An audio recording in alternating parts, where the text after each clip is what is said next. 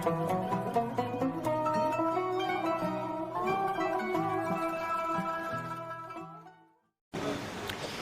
ternyata amin saja tidak cukup dalam ibadah. Karena kalimat amin itu di dalam Al-Quran diletakkan setelah kalimat iyyaka na'budu wa iyyaka nasta'in ihdinas siratal mustaqim dan seterusnya ayat. Yang paling mendasar dalam kalimat di Al-Fatihah yang ditutup dengan amin ini, letaknya kata para ulama tafsir, rahasia utamanya ada di kalimat iyyaka na'budu wa iyyaka nasta'in. Kenapa Anda kemudian respon dengan amin di setelah kita tuntas mengucapkan waladhdallin? Perhatikan rahasia besarnya, tercantum dalam hadis riwayat Abu Daud nomor hadis 649. Perhatikan kalimatnya, di sini letak rahasianya. An Abi Hurairah radhiyallahu ta'ala anhu qala, hadis riwayat Abu Hurairah semoga Allah meridai kepada beliau, beliau menyampaikan, qala Rasulullah sallallahu alaihi wasallam, Rasulullah sallallahu alaihi wasallam pernah bersabda, qala Allah azza wa jalla, Allah pernah memfirmankan dalam hadis qudsi. Jadi ini qudsi hadisnya. Qasamtu shalah baini wa baina 'abdi 'ala qismain. Saya bagi salat kata Allah sebagai hak dan kewajiban antara aku dengan hambaku. Wa li 'abdi ma sa'al, dan kalau hambaku, perhatikan garisnya, kalau hambaku benar menunaikan salatnya, aku akan kabulkan apapun yang dia minta seketika. Kalau dia benar menunaikan salatnya, aku akan kabulkan apapun yang dia minta seketika. Perhatikan kalimatnya. Idza qala al-'abdu alhamdulillahi rabbil alamin. Kalau seorang hamba dalam salatnya mengucapkan alhamdulillahi rabbil alamin, qala Allah azza wa jalla, langsung Allah jawab kalimatnya, hamadani 'abdi, hambaku sedang memujiku.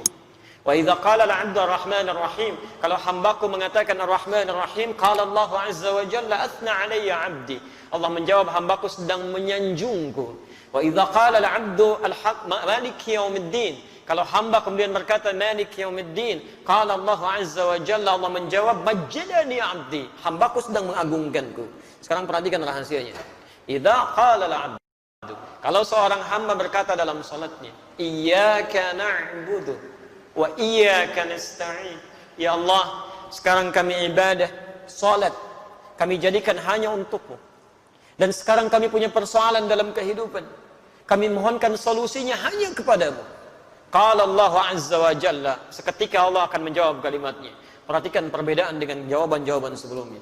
Hadza baini wa baina 'abdi, inilah perjanjian antara aku dengan hambaku. Wali 'abdi ma sa'al, kalau sampai kalimat ini dia ucapkan benar salatnya, maka apapun yang dia minta aku akan kabulkan seketika itu.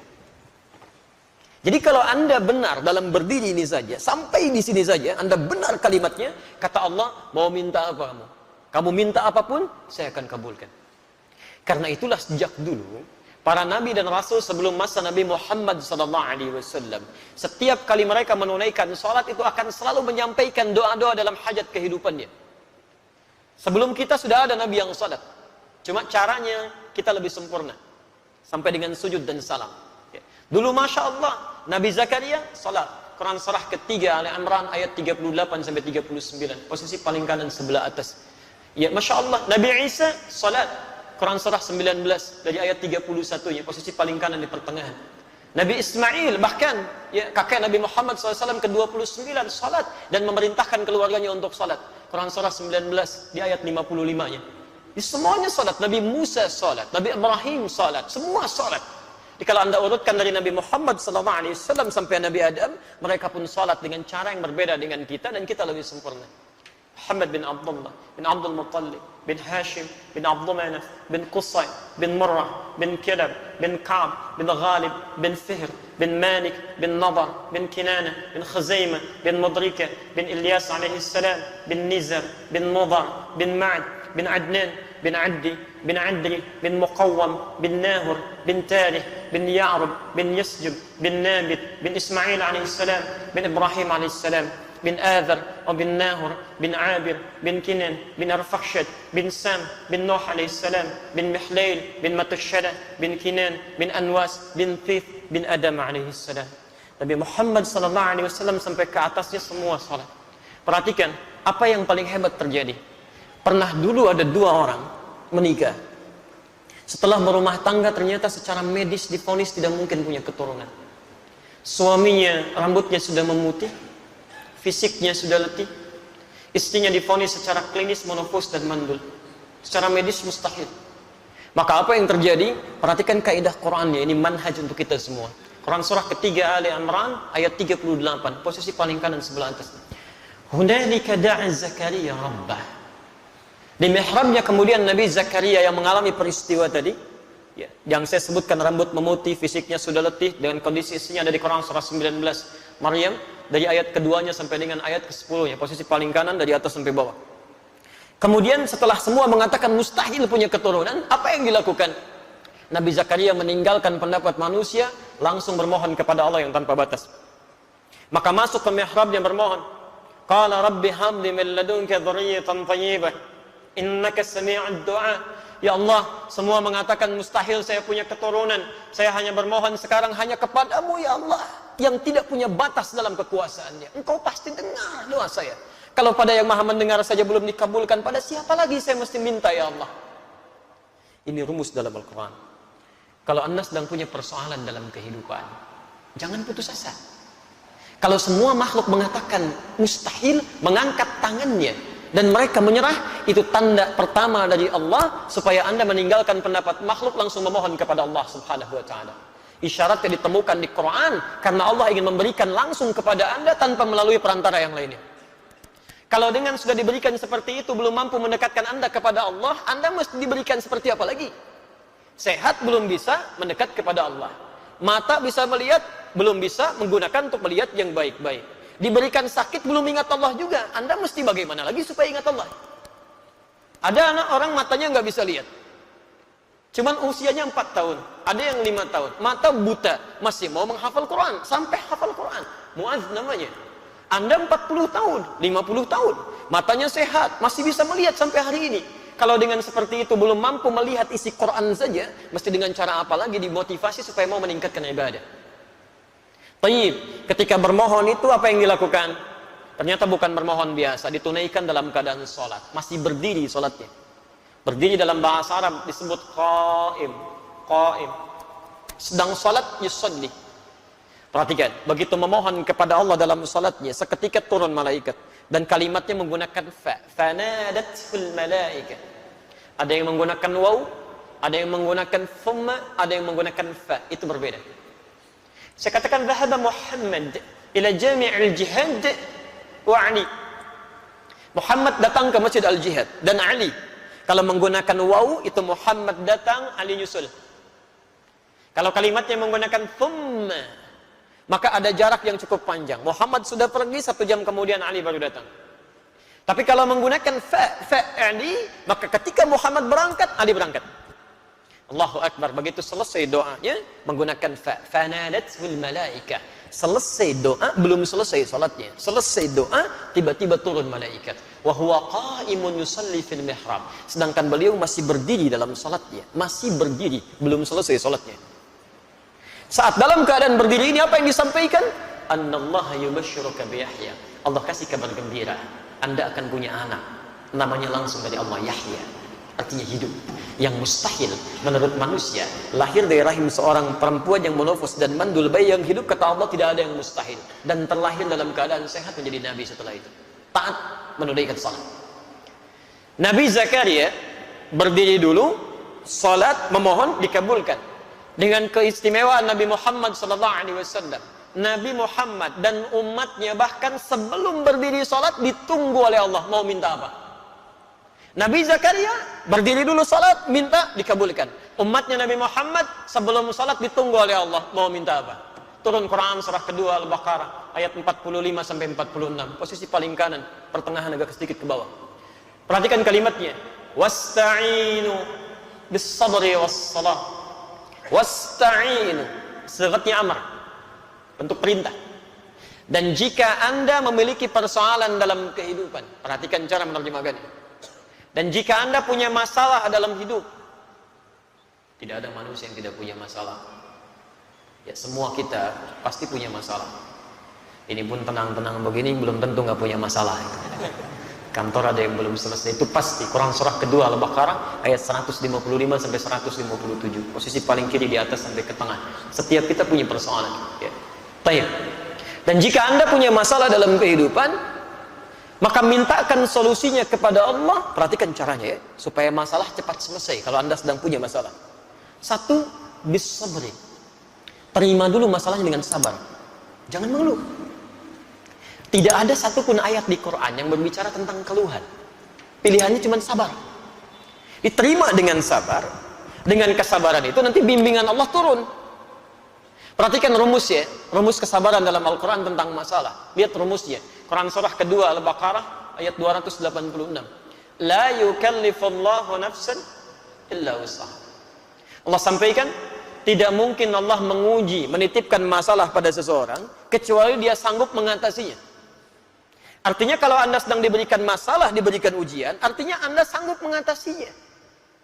Jadi sekarang kalau Anda sedang punya masalah berat, luar biasa, itu artinya cuma Anda yang sanggup, yang lain belum tentu bisa.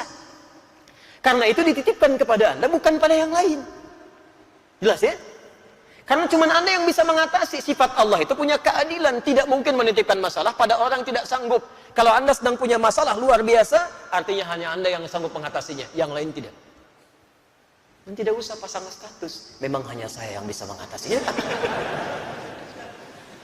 La yukallifullahu nafsan illa wus'aha. Diterima dengan sabar. Sifat adil Allah ini, Masya Allah, bukan hanya melekat pada manusia, binatang pun mendapatkannya, tumbuhan pun meraihnya. Tahu cicak? Bagaimana beraktivitasnya? Merayap. Di mana? Di dinding. Apa makanannya? Nyamuk. Nyamuk bagaimana aktivitasnya? Terbang. Di mana sifat keadilan Allah? Makanannya bisa terbang, cicaknya nggak bisa terbang. Kalau nyamuknya jenius, itu jadi permainan cicak, gitu. Tapi perhatikan, turun kemudian keadilan Allah di sini, dan disinilah kemudian hikmah besar kita dapatkan. Orang tua kita hanya mengajarkan sedikit lirik untuk memahamkan itu. Cicak-cicak di dinding. Diam-diam, Allahu Akbar. Cuman diam-diam merayap. Keadilan Allah hanya memerintahkan kamu merayap ya. Dia merayap walaupun cuma diam-diam. Perhatikan, ketika cicaknya mengikuti ikhtiar yang ditetapkan Allah, merayap dia sekalipun diam-diam, yang terjadi setelahnya apa? Datang seekor, Allahu Akbar. Nyamuknya yang datang, bukan cicak yang mendatangi nyamuk. Dia cuma dituntut merayap walaupun diam-diam, rizkinya datang, bukan cicak yang mendatangi nyamuk. Nyamuknya yang datang. Siapa yang mendatangkan nyamuk kepada cicak? Kalau dia tidak merayap, gak akan datang, Pak. Cicak saja yang tidak dihisab, rizkinya ada, apalagi antum yang dihisab. Datang seekor nyamuk, setelah itu silahkan ya. Jadi selalu gitu kan, ada kebaikan yang bisa kita dapatkan. Jadi rumus dalam kehidupan, ketika Anda mendapatkan masalah, terima dengan sabar. Tapi tidak cukup sampai situ. Wassalah. Dan saat sholat, mintakan solusinya, minta kepada Allah. Makanya kalimatnya ketika wasta'inu itu kata perintah. Lihat, wasta'inu itu bentuk perintah. Kalau ingin dirubah jadi bentuk permintaan, maka dirubah kalimatnya dari wasta'inu menjadi nasta'in. Itu bentuk permintaan.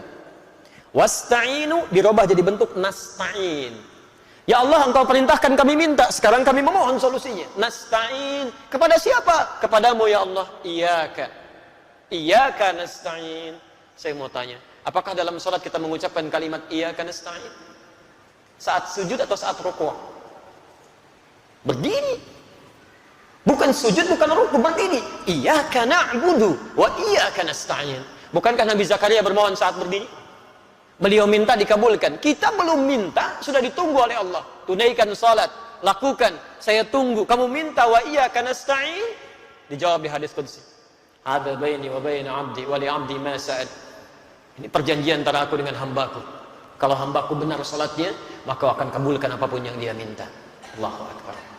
Nah, karena itulah Bapak dan Ibu sekalian, dalam masalah salat ini Nabi tegas sekali. Dan tidak ada toleransi-toleransi yang sangat tinggi di sini. Semua diberikan ketentuan yang jelas, dalil yang benar, sehingga ketika diikuti semua itu diharapkan semua orang salat mendapatkan keutamaan yang dimaksudkan. Itu baru satu. Antum hati-hati ya di sini ya. Pernah dulu di zaman Nabi, ada orang masuk ke masjid Nabi, namanya Khalad Az-Zurairi. Sholat di samping Nabi, tapi jadi bermasalah. Itu ada di Al-Bukhari, nomor hadis 751, 757, di hadis Muslim nomor hadis 397. Babnya babul musifis salat, bab tentang orang yang salatnya bermasalah. Qila bima ma'na, dikatakan ja'a rajulun ila Nabi sallallahu alaihi wasallam. Datang seorang lelaki kepada Nabi sallallahu alaihi wasallam. Fadakhala ila al-Masjid an-Nabawi, maka masuk ke Masjid Nabi. Fa shalla bi janbin Nabi sallallahu alaihi wasallam. Maka salat di samping Nabi sallallahu alaihi wasallam. Dari mulai takbir sampai dengan salam. Falamma sallama yaminan wa shamala, tatkala salam ke kanan dan ke kiri, tiba-tiba faqala lahu an-nabi sallallahu alaihi wasallam. Nabi sallallahu alaihi wasallam langsung berkata pada orang itu, "Shalli fa innaka lam tusalli." Anda salat lagi karena Anda belum salat. Padahal sudah salam. Fa'ada salatahu thalatha marrat. Kemudian ia mengulangi salatnya sampai dengan 3 kali. Faqala lahu an-nabi sallallahu alaihi wasallam mithla ma kana. Setiap kali dia salam, Nabi tetap mengulangi kalimat yang sama. Ulangi salatnya, kamu belum salat. Faqala ya Rasulullah ma ahsinu ghairah. Maka dia berkata, ya Rasulullah, saya tidak bisa lebih baik lagi daripada ini. Faqala lahu an-nabi sallallahu alaihi wasallam. Maka Nabi berkata kepada orang ini setelah dia mengatakan, "Alimni, tolong ajarkan saya." Kata Nabi, "Idza qumta ila shalah fa asbighul wudu." Kalau ingin salat sempurna, begini, sempurnakan dulu wudunya, dicontohkan Rasulullah. Kemudian famastaqbilil qiblah, menghadap ke arah kiblat, begini caranya. Diatur dari mulai berdirinya, merapatkan safnya sampai dengan kemudian bertakbir sampai salamnya. Setelah selesai itulah kita mendengar kalimat sampai hari ini. Sallu kama ra'aitumuni usalli. Al-Bukhari nomor hadis 651. Salatlah kalian persis seperti melihat saya ini salat. Nah, ternyata praktek Nabi ini meminta kita salat seperti pernah melihat Nabi salat.